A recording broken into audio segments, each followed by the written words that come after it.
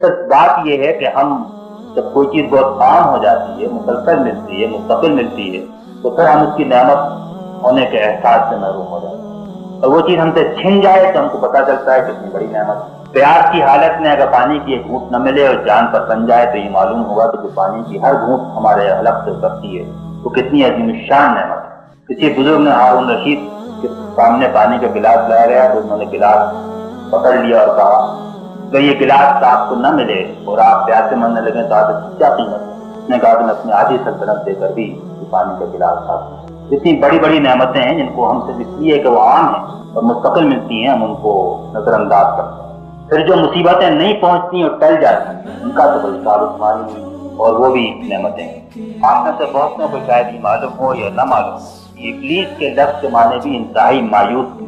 ابلیس اللہ کی رحمت سے مایوس ہو گیا، آدم نے مایوسی کو ترک نہیں کیا بلکہ اللہ کی طرف لوٹے، چنانچہ یہی دونوں کے درمیان فرق ہو گیا۔ اسی سے پھر اپنے اوپر خود اعتمادی بھی پیدا ہو۔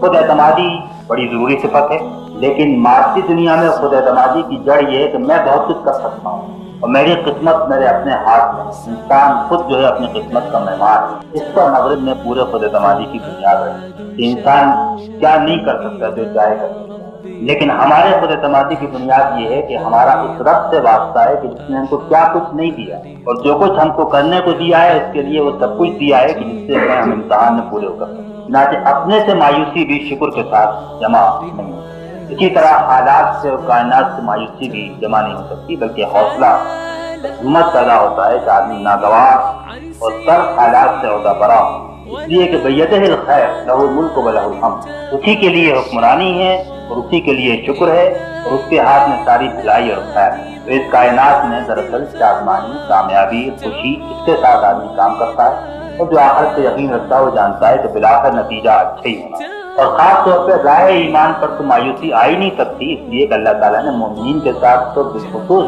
یہ کہا ہے کہ بالمومنین رؤوف الرحیم، مومنین کے ساتھ تو وہ خاص طور پر سب رحمت کا برتاؤ کرتا ہے۔